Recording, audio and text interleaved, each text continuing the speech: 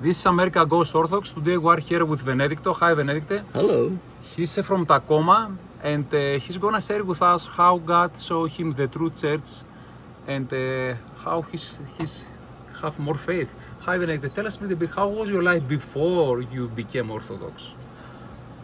It was still good. I grew up in a Protestant household, God-believing parents, went to church every Sunday. So God was always in my life. Grew up knowing the importance of prayer and of having a personal relationship with God. What happened? You was sick and you tell us you was Protestant all I your was life. Protestant for most of my life up until I was in my 30s. Mm-hmm. And then I read the role of St. Benedict and started getting interested in the monastic life. And so that led me into the Catholic Church because I was hoping to become a Benedictine monk at that point. What made you to seek in something out of your old church? It was just a sense of something deeper, something more meaningful, something that I just felt was the truth and was where God was. Very nice. Benedicte, do you remember the first time who visited the Orthodox Church and how God showed you the Orthodox Church? It was in February of 2018. I first came to St. Nicholas Parish in Tacoma.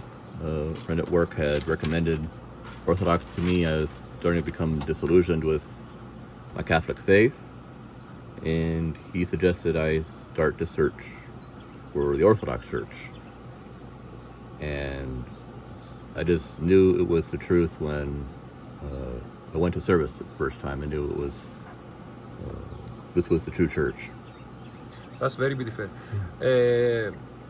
What did you find in Orthodoxy that you couldn't find anywhere else? Real sense of the life of the church, of this has been the church for thousands of years. This has been the community that God established all those years ago, and just a sense of this is the true faith. It was something palpable about it that I couldn't find anywhere else. That's beautiful. Benedicte, what was your biggest fear before taking the steps toward to the Orthodox Church? And how you passed through this? Guessing what my family would think, leaving that faith tradition. But I knew I had to put God first, even if my family didn't understand why I was doing this. They still have questions, they support you, your family, your friends? They do. They support me. They still love me. There's parts of Orthodox faith they still don't understand, but they support me nonetheless.